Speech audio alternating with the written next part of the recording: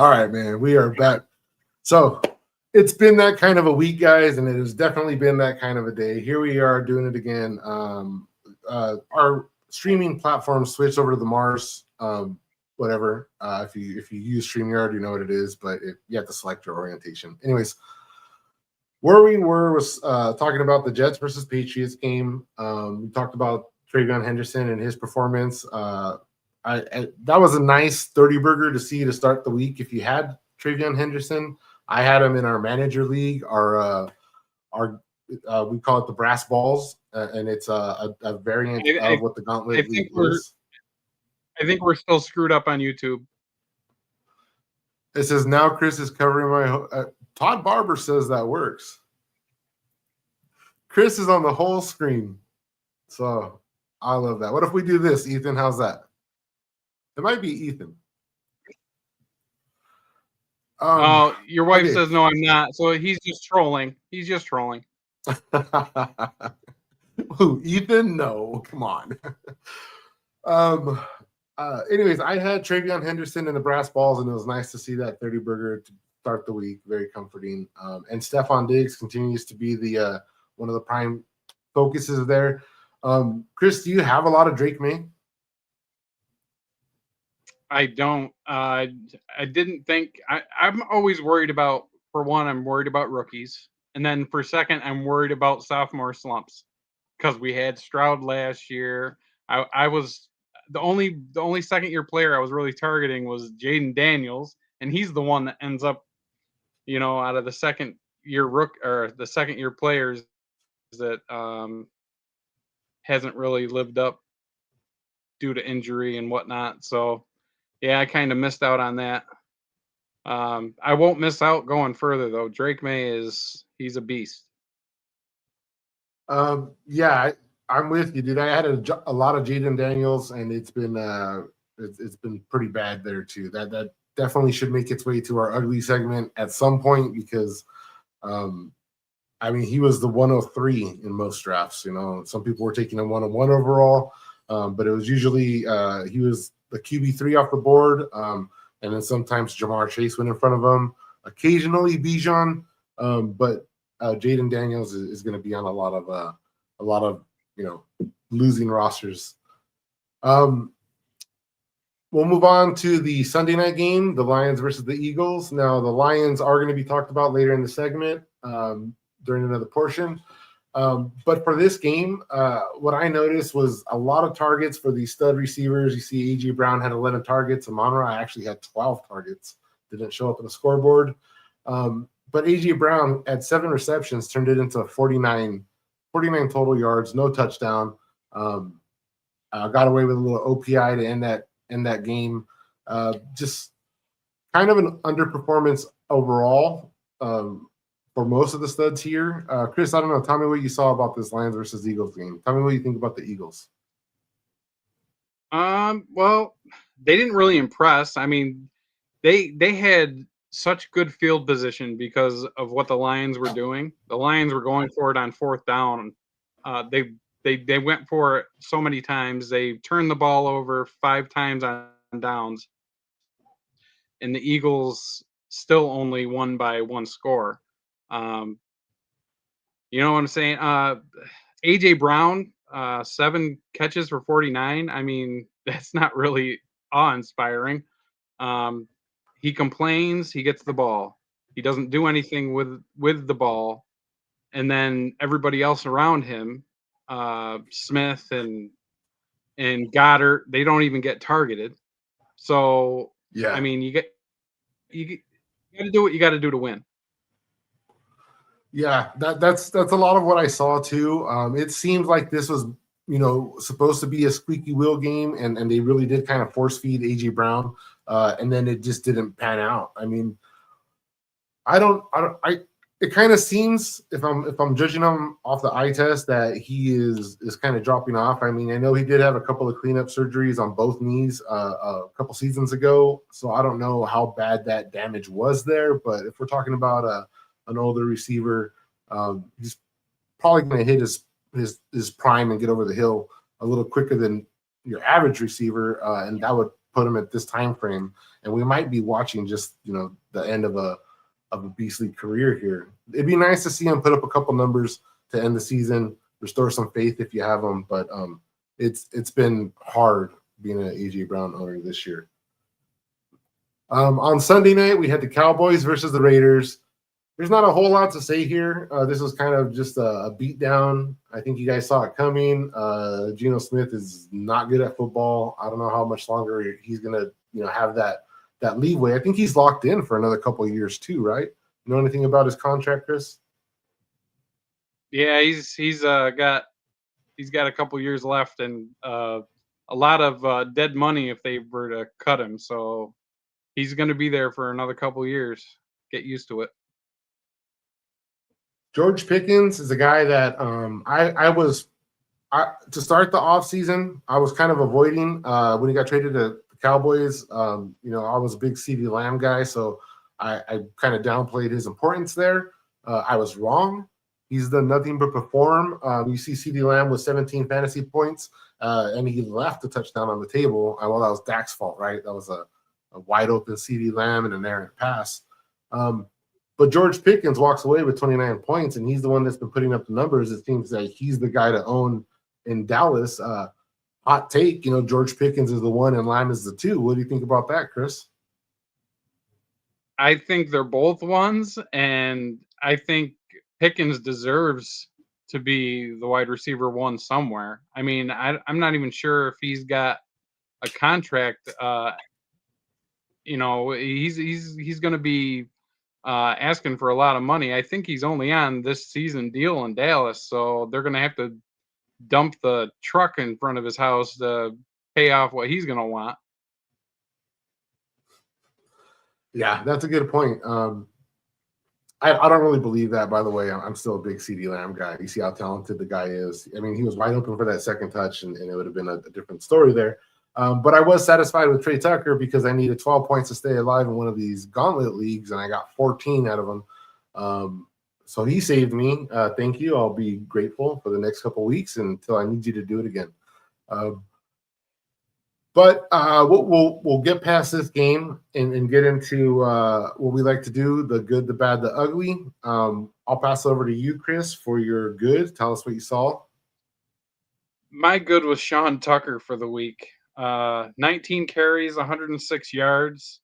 He had 34 receiving yards, 3 total touchdowns, 34 fantasy points. I didn't see this coming from anywhere. It probably won't happen again this year, and that's what's expected because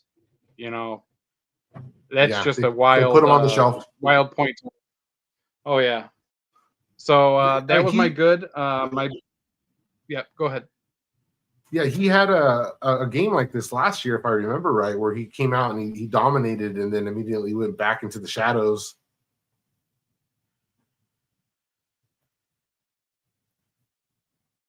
All right, so yep. You're bad, Chris? My bad was Sam Darnold. He had 4 interceptions, 0 touchdowns. His second stinker of a game. If the last game was bad with 6 point whatever points it was, this one was worse because he only had 4 something. I think he's really seeing ghosts out there. What do you think? I think you nailed it, and I think again this is something that we saw last season, and we've seen in his past where he, you gain confidence in him, and then he just reminds you of his downside and what he can and can't do. But that Rams defense is legit. Those are 2 legit defenses, and we saw Darnold fold, and we saw Stafford, stay the course and stuff. But yeah, I agree with you. I think he might be, in his own head out there. What about your ugly? Yeah, my ugly were the Detroit Lions. So here we're gonna break it down even further. They failed to score 10 points in a game for the first time since October of 2023. They had 6 turnovers on the day, 5 of them on downs. Goff completed 37% of his passes. 5 of his passes were batted down at the line of scrimmage. Amon-Ra St. Brown with 2 catches on 12 targets. He was a complete non-factor. I think this goes to show that the Philadelphia defense is for real, and the fact that Philadelphia had such good field position and they didn't take care of their opportunities too probably means that the defense for Detroit is for real too, or Philadelphia's offense just really is that bad. But Detroit, yeah, you got to start making better decisions with your coaching staff on what to do on 4th down, because if at first you don't succeed, it's not try again. It was try again.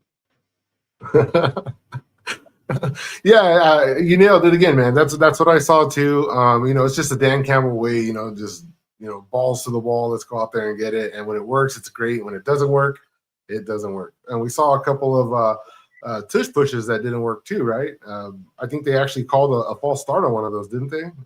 Was I imagining that? But finally, I think you're right. Finally, the Philadelphia. Finally. They showed the Philadelphia. They showed. I was going to say. Oh. We have a lag, Chris. Uh-oh. That we have a little bit of a delay here. That's what's going on.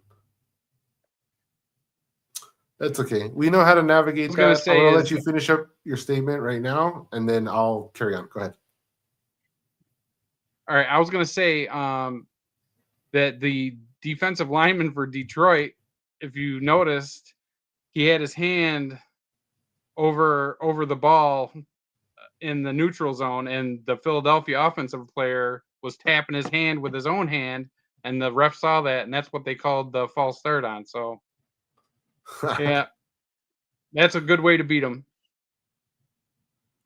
So yeah, that's good to see in a sense. I mean, if the tush push, I think if it's within the rules, just like we always talk about here at Ballsville, if it's in the rules and it's not defined, then that just means that rule isn't written or not written well.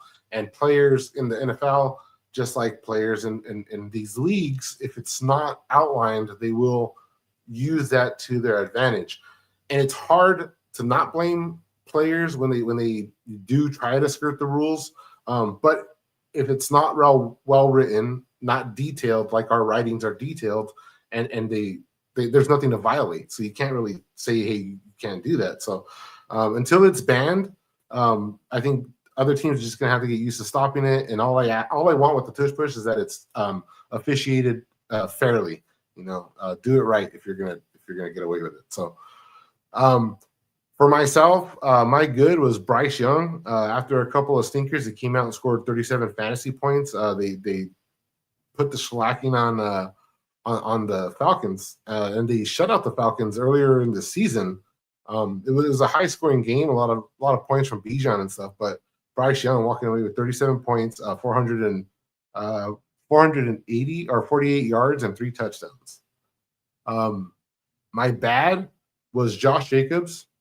Yeah, he got injured. That's not why he's the bad. The bad is because he's been kind of playing through injury all season long.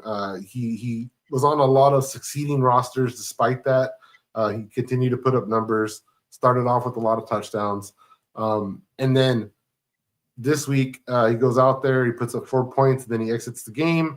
And every manager who was relying on him for our games, he's on a lot of cut rosters. And that's pretty bad. But just the injury itself, and if he comes back, do you even trust him going forward?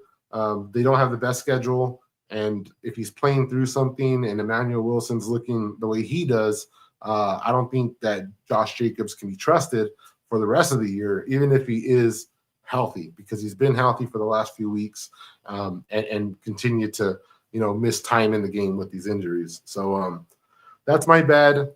And the ugly is the Chargers. Sorry, Sarah. We'll let you talk about it tomorrow. But they got stomped. They put up 6 points. Herbert was 10 completions for 84 yards and interception. We know the offensive line isn't great, but you do have weapons out there, and to be unable to move that ball, it was just so inefficient. If you're watching the game, everything you saw It was just, I mean, you're lucky if you got a first down. It was just a gross performance overall. It's hard to pinpoint, anybody's single performance. It was a team effort. That's why they made the list. That Herbert but that's it, stat line guys. sounds like a field stat line.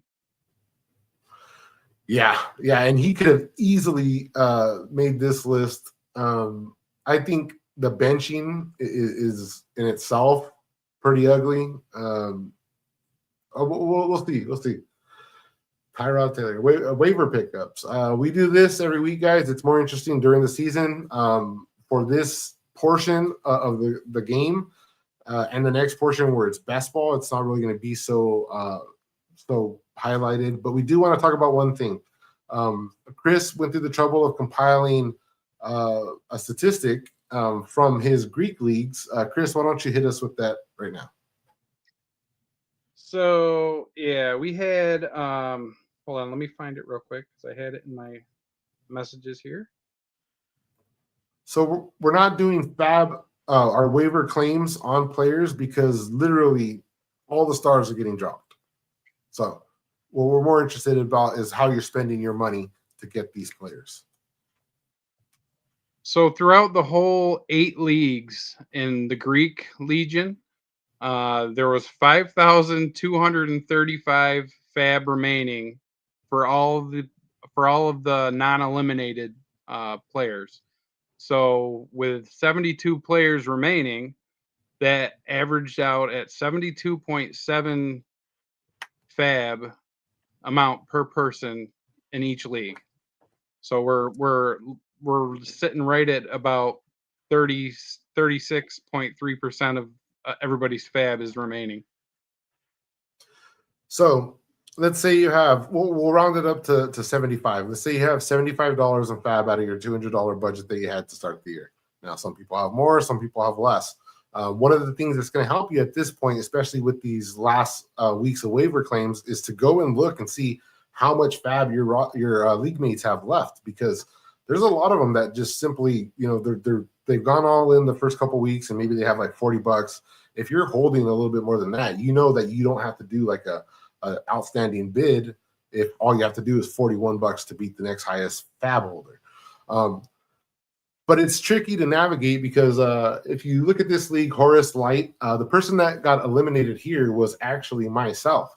Some of these players, Lamar Jackson let me down, 6 fantasy points.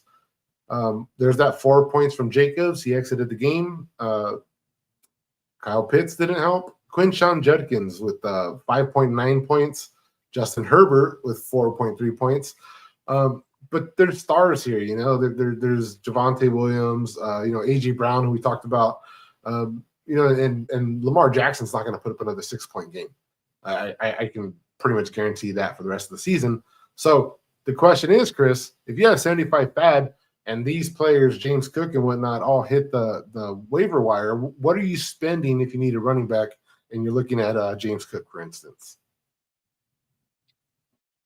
Well, for one, I'm not guaranteeing that I'm going to get somebody after the week 12 cuts. So if I want to use that effectively, I would try to target 2 players, cut my fab in half, and try to get both of them that way.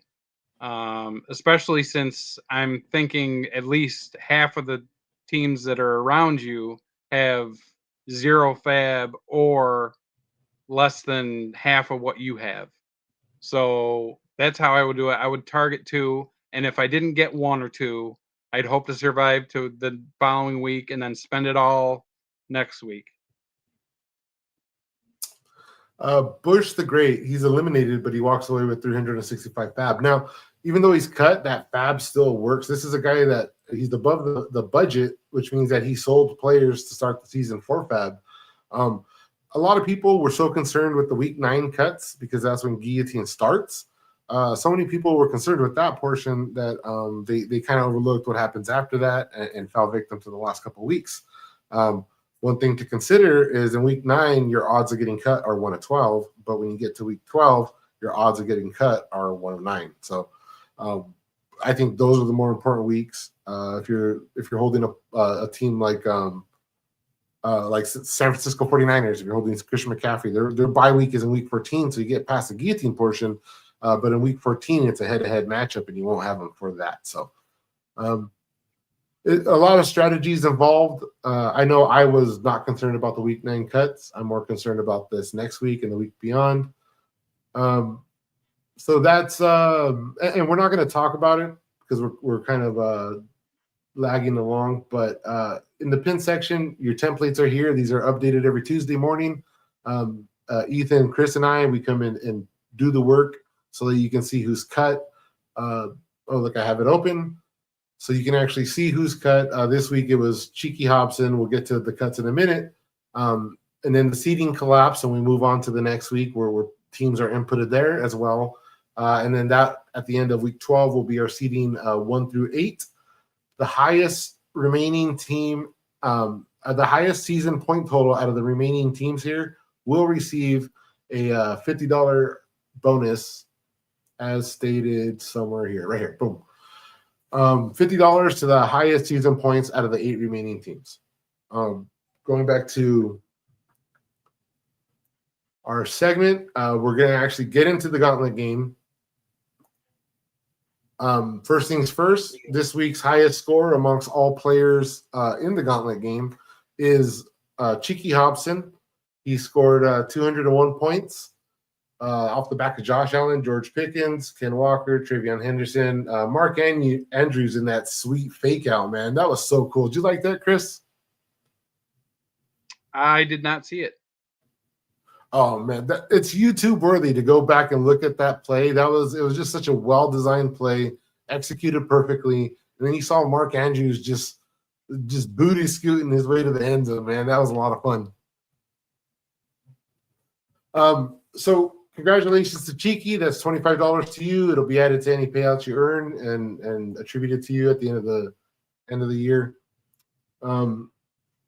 These are the players that got cut out of the Egyptians. Chris, you want to name off these first few names?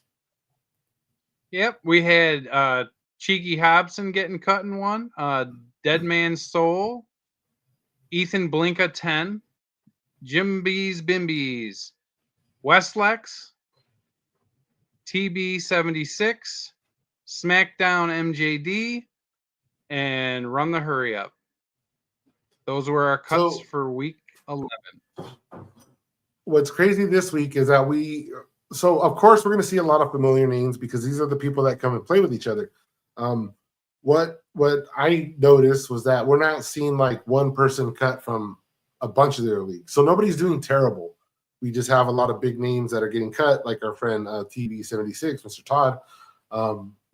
He was in each of these God leagues to start. So seeing him eliminated from one means he's in maybe 11 out of the 12. You can look back at our old episodes to see who was cut the previous weeks. For the Greeks, we had Chiefs Life 13. Remember this cut right here, guys. We're going to revisit this in a minute. We had Daffy Man. We had SmackDown. Jimby's Bimbies again. DMIC Media. Jay Morris. Work and Grind. And our friend Sarah. Those are the players cut. Chris, you want to talk about this finish for that league? Oh yeah. So in Zeus Light, we had 4 players in the bottom 4 scorers for that league, separated by less than a point. So we had Connor C-Bomb, we had Chiefs Life 13, we had Big Timers 420, and if you scroll down to the bottom, right, we had Mark Madness 253, all at 110 point something. So yeah, it was weird. It was so crazy. So yeah, shout out to Connor for telling us about that. Definitely newsworthy, and congratulations on surviving. Yes, and this is actually Chiefs Life's first elimination, and he's another player that started in all 12 of the God leagues. So to see him eliminated out of one of these leagues and still having it be by less than a point right here, like it's bittersweet, right?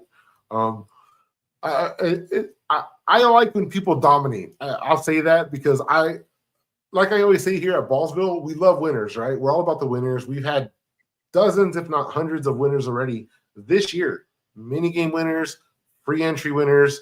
I consider everybody a winner, but people do have to lose. But we like to focus on the winners. And yeah, so going forward, Romans, Chris, you want to read this list off? Sure. We've got the Benninators. We got Tau 888, Big Winner 77, another entry from Jimby's Bimbies, Tennessee Nick. Sorry, Nick. 2 entries from Jonquil Bernies, Lynn JM, and I can't see if there's anything underneath that. So No, that's the that 8th it? one. So yeah, Lynn JM, Okay. been with us a while, very, very competitive. So this particular individual actually left us a message in the past talking about how they loved our leagues because of the competition. It's something that we're getting. We love your feedback, and like some of you're vocal about it. A lot of people aren't, but we've had a lot of negative stuff that is being kind of like slandered in the shadows, for lack of a better term, I guess. But we choose to focus on the winners, the positive, the stuff that's going good, and your feedback when you tell us. Like this week, we heard somebody who got was at risk of being eliminated. I don't even think they got eliminated, but they said, "This is so exciting! You guys make me love fantasy football again." And probably the best one we'll hear all year. But I actually have a couple screenshots. I don't share them because I don't tell people, hey, your comment's going to be shared.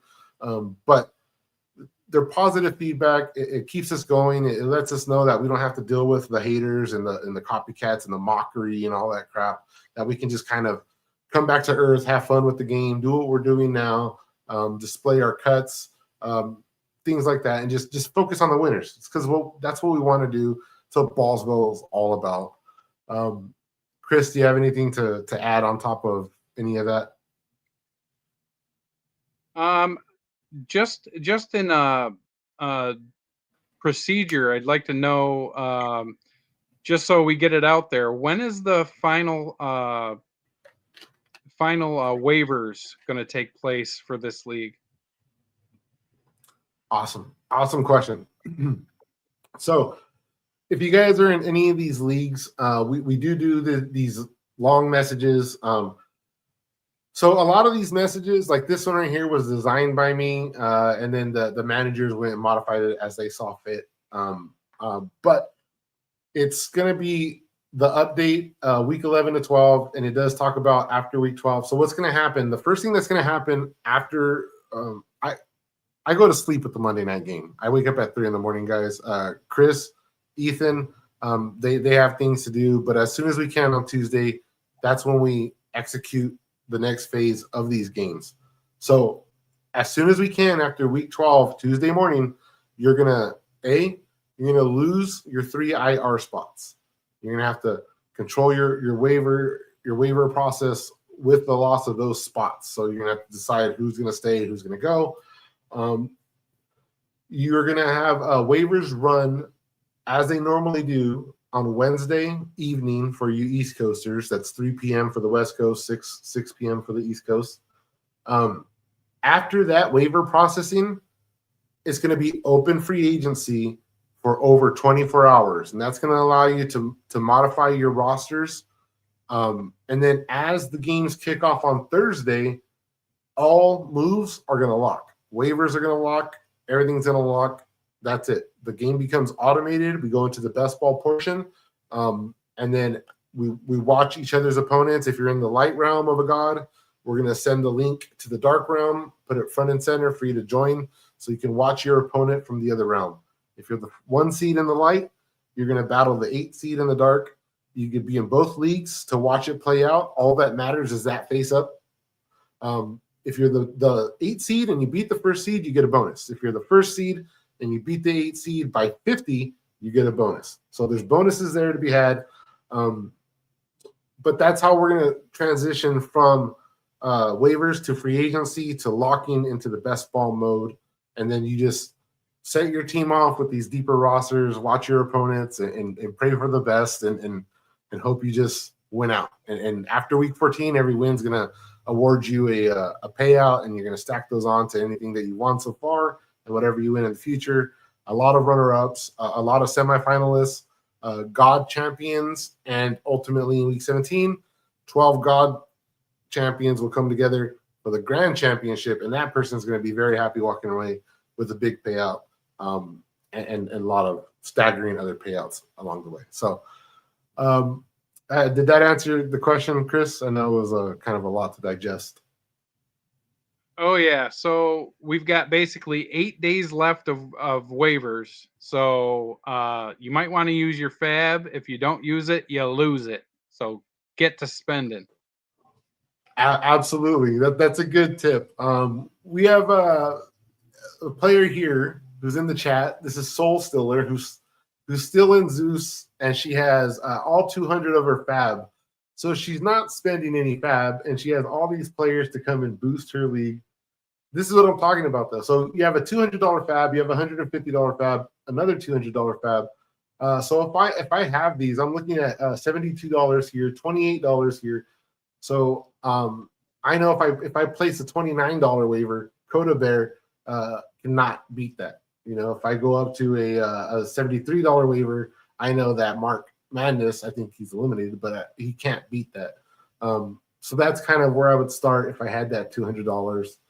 And just plenty of talent to go after. These weeks are so exciting. Last week's waiver wire was very exciting. Chris, do you have like a waiver claim that you're proud of from last week, or anybody that you saw go for an outrageous amount or anything? Not in a gauntlet league. I'm pretty proud of one that happened in a different league. I ended up getting Jamar Chase pretty cheap. Not that he helped me much, but I still survived, so I have him going forward. But yeah, that was a good one. Heck yes. I mean, yeah, having Jamar Chase going forward is going to. Hey, so if you have Jamar Chase, let me ask you: are you excited if Joe Burrow comes back? Or are you kind of afraid of the rust and the way that Joe Flacco's been hyper targeting him at times? How do you feel about that? I would assume as soon as he's back, it's because he's ready. And if he's ready, then he's better than Flacco. So I think that helps Higgins. I think it helps everyone. I think it helps Chase. I think it helps Chase Brown. Everybody's going to be affected positively when Burrow gets back. Yeah, I believe it too. Flacco, as he's always been a pretty good quarterback, but he's never really been like the pillar of consistency. So even though things might look good, I know I started him in DFS and he really didn't help me out much. I mean, Pittsburgh shows up at times too, but so these are our cuts. We do this every week. There's so much action in these gauntlet leagues. It's really fun to be a part of. If you're not part of it, next year we will have a more refined product. Our game will be more tailor made the way that we want it, the way that that we had imagined. We're gonna make changes based off of brainstorming. With Chris and Ethan, who are going to be the managers for the game, along with our other managers from other games. We like to get together when we can. It's hard to find time, but we like to collaborate ideas. So I might have an idea. I'll bring it to Chris. I'll bring it to Ethan, and we'll talk about it. And then Chris has an idea about my idea that I go, holy crap, I didn't even think about that. And then Ethan chimes in, or Sarah chimes in, Zubicus, and we compile an idea. That's the way this game was born. This game was born because somebody came and had an idea, and then they brought it to me, and then practical application, writing everything out, created the game. That's the way we progress. Your criticism helps us. We do better every year. We grow every year because we listen to you. We tried 14 playoffs when redraft started 2 years ago, and that didn't hold. It turned off a lot of people because you could do good and just kind of lose because somebody wasn't setting their rosters at the end of the year and they allowed somebody to walk in. So that's why we introduced the median, which I don't even like, but we introduced it to redraft because it does help us find the best rosters. It's a fair game, and that's our design. Our last little thing we're going to talk about, Chris, is going to be our website. How often do you think you go on this website? At least a couple times a week. Actually, probably more than that because I go there for Joe's Journal to get my DFS content. I check out Sticky Picky's scoreboard, and I'm always checking people's player ownership. I still do that even though we're 11 weeks into the season. Yeah, there's a lot of stuff. And when I need to see a rule for a league and I want to know what I've missed, I check out those two. Absolutely. So the website is a lot to maintain, guys. One of the things that we always stick to is when we have writings about a game, it's posted up. Usually it's in like documents and stuff, and in documents you can actually see when the last time it was modified. That helps our cause. You don't get that option on the website, but it's so much to maintain. Whenever I go onto the website and edit something, I put a little shade of color, like a red or a blue, and I put the date that it was edited because I want everything to be kind of up front and center. We never change rules of a game. We never change like the only thing we changed this year was the little minutia we just talked about when the waiver process would be, when the seeding would be, that kind of thing.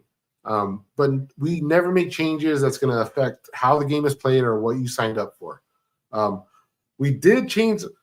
I'm going to tell you guys something I really don't talk about. The reason why it's called the Gauntlet Game and not the Triathlon was because there was a lawsuit threatened over fucking fantasy football about the name. So it's the Gauntlet Game, and I think it's cooler. But I've done a good job of not saying that, but like it needs to be said because people ask the question, why isn't it called the triathlon anymore? Well, there already exists a triathlon. It's actual sport. But I was kind of forced to change it, and I don't have the energy or time to kind of debate anything, so I just said fine, and it's the Gauntlet Game. And we have a bunch of media on TikTok and on YouTube that you can go back and look that all says the other name. I'm not going to change it. It's part of our history. It's there to stay. Yeah, we are where we are. We continue to grow and get better, and we're kind of proud of it. So, anyways, getting back to the program, go to the website, go to Sticky Scoreboards. This guy does a phenomenal job of compiling information. He's getting faster with the results.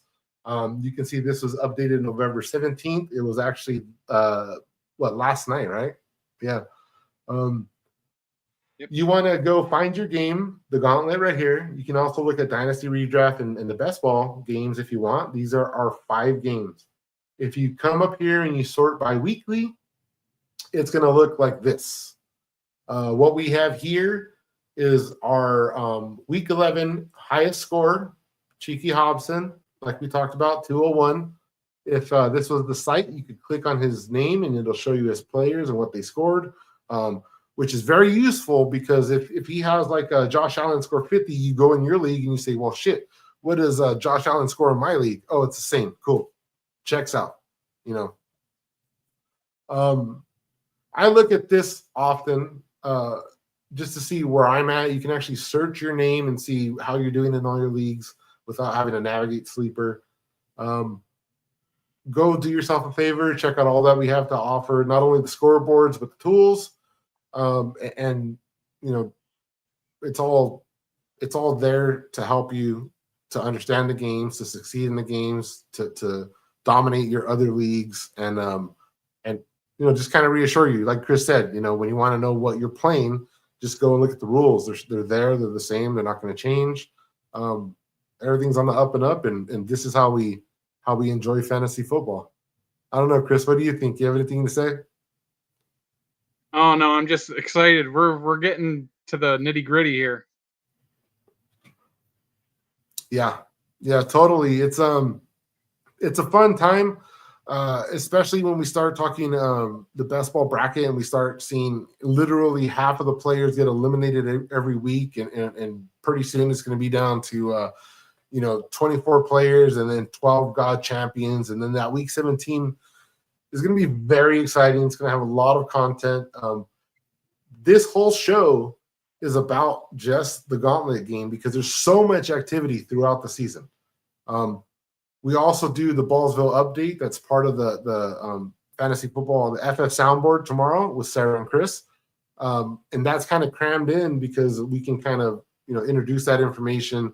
These are your scoring leaders, or these are the teams that are dominating, undefeated rosters, matchups, stuff like that. But there's so much to the gauntlet game, and it's been really fun to watch it play out. We were concerned about the roster expansion last week, how that would play out, and it was pretty well received. I don't know. I had a good time. Chris, what do you think about that roster expansion? Pretty unorthodox. It makes sense because we've cut teams. Those players have to go somewhere, and not only that, but you get to pick up guys that you've been wanting, but can't get rid of players on your team. So you're picking up more. It's good. It'll even itself out. Absolutely, yeah. And not to mention, like this week and next week, the teams that are getting cut, these are teams that have been picking up other superstars off of waivers. And then so these are stacked rosters that are getting cut. It's not just your average, guillotine league where it's like X amount of people are getting cut, and these are stacked rosters at this point. So pretty cool to see going forward. The roster expansion helps to facilitate the need for those players. So the need to spend fab, like Soul Stiller we talked about. I don't know how she's surviving every week and not making waiver moves. That's beyond me.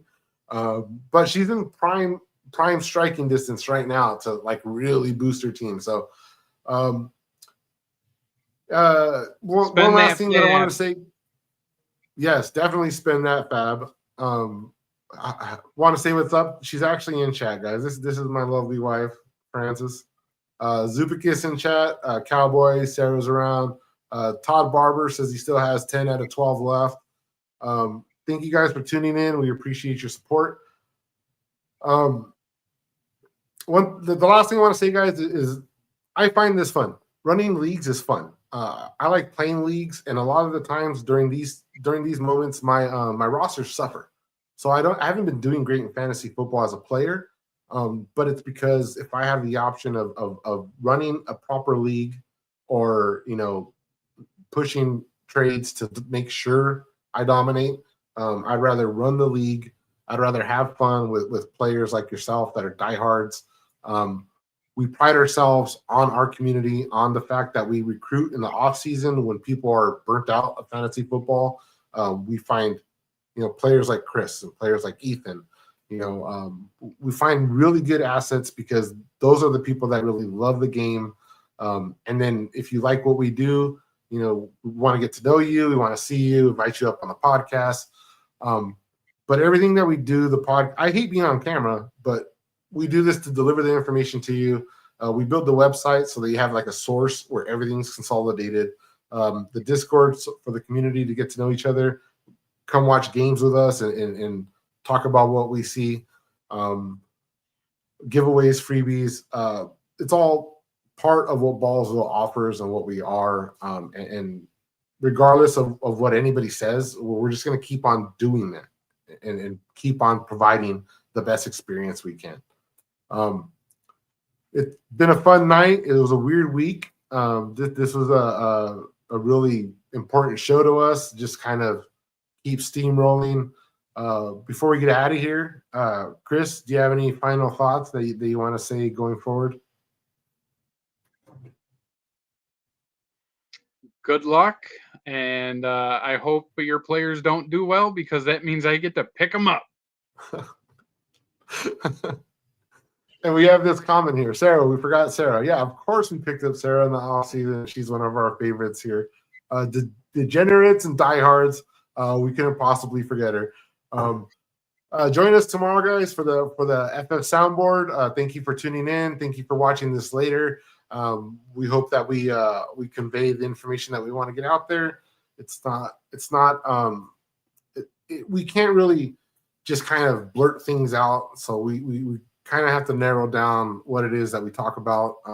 And we hope it translates. But that's that. We're moving on to the next week, and like Chris said, eight days of fab, and we get into best ball. So good luck, everybody. We hope you survive next week, and tune in tomorrow.